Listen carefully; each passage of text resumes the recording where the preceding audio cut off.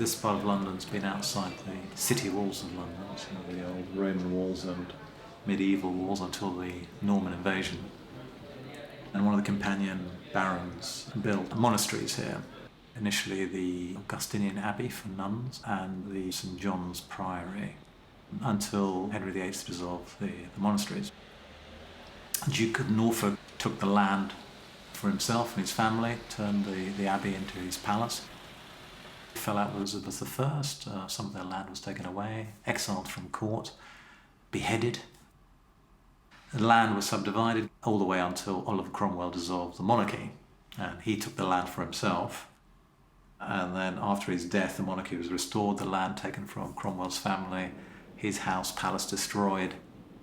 Industrial Revolution, the land became more intensified, less salubrious. Dickens, not living far away, characterised this area in Oliver Twist.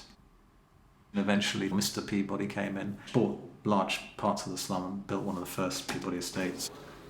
William Morris arrived, started a printing press just next to us, for which Karl Marx wrote. But you get the impression it's a centre for radicalism and change, and it remained so, I would say, until 1970s, 80s, where there was, certainly in architectural terms, sort of collapse in confidence of architectural languages, as it were.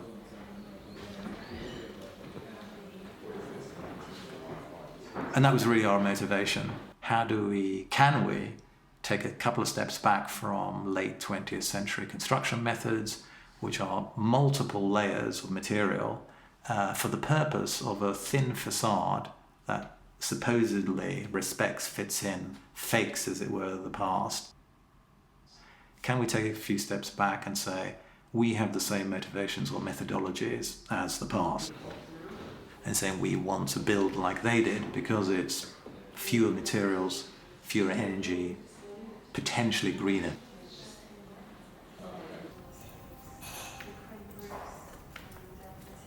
So we have now 8 flats of varying sizes, from 2 4-bedrooms, a 3-bedroom, and then the rest are 2 bedrooms and 1 bedrooms, and about twice the amount of office space that we had before.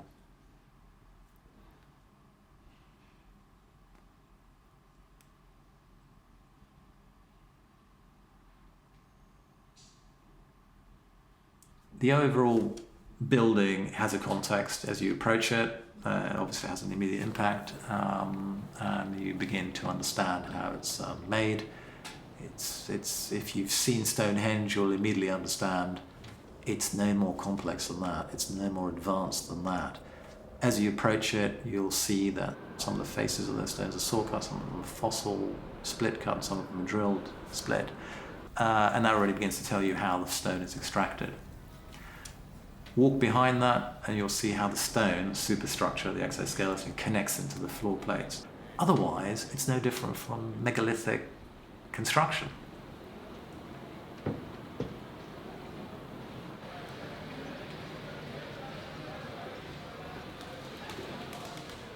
At ground level, there are lots of what we call autonomous details, and we thought it would be interesting to remember what's beneath our feet.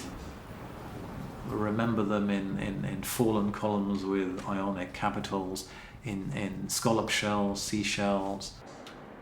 And what we're saying with those small details is that below our feet is the memory of the nunnery. But what we're creating today, this what looks like a highly contemporary and modern building, not at all apparently fitting in with the fakery of the past, that apparently does fit in with the past, is actually megalithic. It's as old as Stonehenge and before. The architecture is no different. It definitely has its roots in the past. And so we're appropriating the architecture and culture of the past, but in a contemporary way, because obviously its contemporary details allowed to exist today as while it might not have done 50 years ago.